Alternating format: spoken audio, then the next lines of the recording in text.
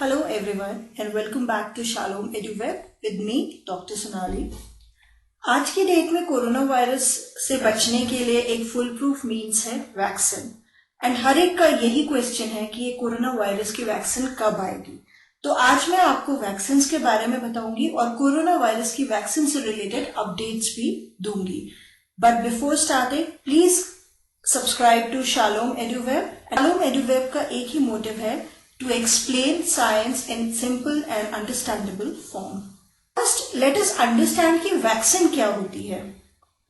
Vaccine basically एक biological preparation होती है, क्लासिकली एक एजेंट होता है जो कि डिजीज कॉजिंग माइक्रो ऑर्गेनिज्म का वीकेंड या किल्ड फॉर्म होता है और ये एजेंट बॉडी के इम्यून सिस्टम को स्टिमुलेट करता है और वो इम्यून सिस्टम इसे एक फॉरेन की तरह रिकॉग्नाइज करता है, डिस्ट्रॉय करता है और मेमोरी रिस्पॉन्स भी जनरेट करता है। तो मेमोरी रिस्पॉन्स का मतलब है कि अगर दोबारा बॉडी में वो पैथोजन इन्फेक्ट करता है तो एक हाइटेंड और रैपिड इम्यून रिस्पॉन्स उसके अगेंस्ट एक्टिवेट हो जाएगा। सो वैक्सीन के डिफरेंट टाइप्स होते हैं। पहला है होल वायरस वैक्सीन। ऐसे वैक्सीन जो करेंटली आजकल यूज में है वो होल वायरस वैक्सीन या होल ऑर्गेनिज्म वैक्सीन होते हैं जिसका कि दो फॉर्म्स में अवेलेबिलिटी होती है। पहला फॉर्म होता है इनएक्टिवेटेड यानी कि किल्ड वायरस पार्टिकल। ये कॉमन अप्रोच है वैक्सीन प्रोडक्शन में जिसमें कि इनएक्टिवेशन होता है पैथोजन का बाय हीट और केमिकल एजेंट जिसकी वजह से पैथोजन अपनी capability to replicate in the host को लूज कर देता है। बट इनएक्टिवेशन के दौरान ये इंपॉर्टेंट होता है कि एंटीजन के सरफेस पे एपिटोप्स का स्ट्रक्चर मेंटेन रहे। एपिटोप मतलब एंटीजन का वो पार्ट जिसको इम्यून सिस्टम रिकॉग्नाइज करता है। हीट इनएक्टिवेशन में एक्सटेंसिव डीनेचुरेशन हो सकता है प्रोटीन्स का, but chemical inactivation with formaldehyde और alkylating agents has been successful. इसका एक एग्जांपल है Salk polio vaccine. Inactivated vaccine में ऑफन रिपीटेड बूस्टर्स देने होते हैं to maintain immune status of the host और ये प्रीडोमिनेटली ह्यूमरल एंटीबॉडी रिस्पॉन्स को इंड्यूस करता है। इनएक्टिवेटेड वैक्सीन का एक डिसएडवांटेज है कि अगर पैथोजन की किलिंग कंप्लीटली नहीं हुई तो वो रेसिपिएंट्स में डिजीज कॉज कर सकता है। Second type of whole organism vaccine होता है लाइव अटेनुएटेड वायरस पार्टिकल। इसमें माइक्रो ऑर्गेनिज्म को बेसिकली अटेनुएट किया जाता है, मतलब वीकन किया जाता है ताकि उनकी डिजीज कॉज करने की एबिलिटी खत्म हो जाए। अटेनुएशन डिफरेंट वेज से कर सकते हैं। एक है कि पैथोजेनिक माइक्रो ऑर्गेनिजम्स को काफी समय तक मतलब सालों तक के लिए एबनॉर्मल कल्चर कंडीशंस में ग्रो करे। इसका एक बहुत ही कॉमन एग्जांपल है बीसीजी वैक्सीन। आपने सुना होगा बीसीजी वैक्सीन जो कि टीबी के अगेंस्ट एडमिनिस्टर किया जाता है। तो इसमें जो टीबी कॉज करने वाला बैक्टीरिया है माइकोबैक्टीरियम बोविस, उसको ऐसे मीडियम में ग्रो कराया जिसमें कि इंक्रीजिंग कंसंट्रेशन ऑफ बाइल था। तो आफ्टर 13 इयर्स ये स्ट्रेन स्ट्रॉन्ग बाइल कंडीशन में ग्रो करने के लिए अडेप्ट कर गया और अटेनुएट हुआ। दूसरे अटेनुएटेड वैक्सीन के एग्जांपल है Sabin polio vaccine and measles vaccine जिसमें कि अटेनुएटेड वायरल स्ट्रेन्स यूज होते हैं और इसमें बूस्टर्स की जरूरत नहीं है यानी कि रिपीटेड एडमिनिस्ट्रेशन की जरूरत नहीं होती है। हाउएवर अटेनुएटेड वैक्सीन का एक डिसएडवांटेज है कि अटेनुएटेड स्ट्रेन्स अपने विरुलेंट फॉर्म में रिवर्ट बैक हो सकते हैं और इसका एक तोड़ ये आया कि जेनेटिक इंजीनियरिंग के थ्रू वायरस को इरिवर्सिबली अटेनुएट कर सकते हैं by selectively removing virulent jeans.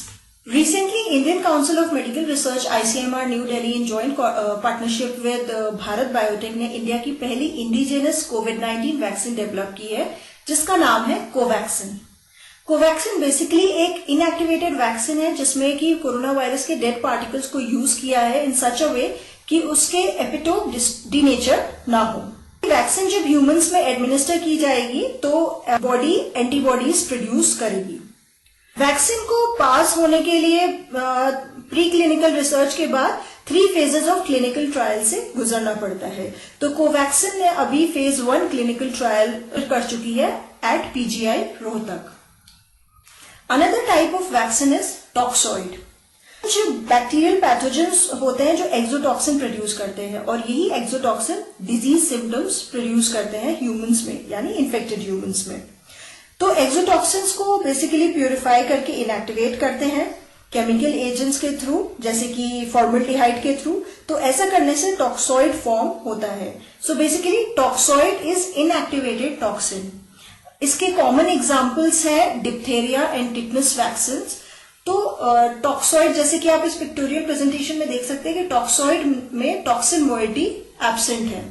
So it's an inactivated toxin form. तो टॉक्सॉइड एडमिनिस्टर करने से एंटी टॉक्सॉइड एंटीबॉडीज प्रोड्यूस होते हैं जो कि टॉक्सिन से बाइंड करते हैं और उनको न्यूट्रलाइज करते हैं। बट इसमें भी ध्यान देने की बात है कि इनएक्टिवेशन के दौरान एपिटोप स्ट्रक्चर में एक्सेसिव मॉडिफिकेशन ना हो। Other type of vaccine is सब यूनिट वैक्सीन्स। वायरसेस या प्रोटोजोआ के जो सरफेस एंटीजन होते हैं उनको कुछ जीन्स एनकोड करते हैं। तो सब यूनिट वैक्सीन फॉर्मुलेशन या प्रोडक्शन में उन जीन्स को क्लोन करते हैं इनटू बैक्टीरियल, ईस्ट और मैमेलियन एक्सप्रेशन सिस्टम। फिर उससे जो एंटीजन एक्सप्रेस होता है उसके वैक्सीन डेवलपमेंट के लिए यूज करते हैं। इसका एक कॉमनेस्ट एग्जांपल है hepatitis B vaccine. Hepatitis B virus के मेजर सरफेस एंटीजन को एनकोड करने वाली जीन को क्लोन किया गया था और ईस्ट सेल्स में एक्सप्रेस किया गया था। तो रिकॉम्बिनेंट ईस्ट सेल्स को लार्ज फर्मेंटर्स में ग्रो कराया था और hepatitis B surface antigen accumulate किया हुआ था सेल्स में। ईस्ट सेल्स को फिर हाई प्रेशर में डिसरप्ट करते हैं जिससे कि recombinant hepatitis B surface antigen release होते हैं जो कि प्योरीफाई किए जाते हैं और फिर वैक्सीन डेवलपमेंट में यूज होते हैं। सो नेक्स्ट वैक्सीन है रिकॉम्बिनेंट वेक्टर वैक्सीन।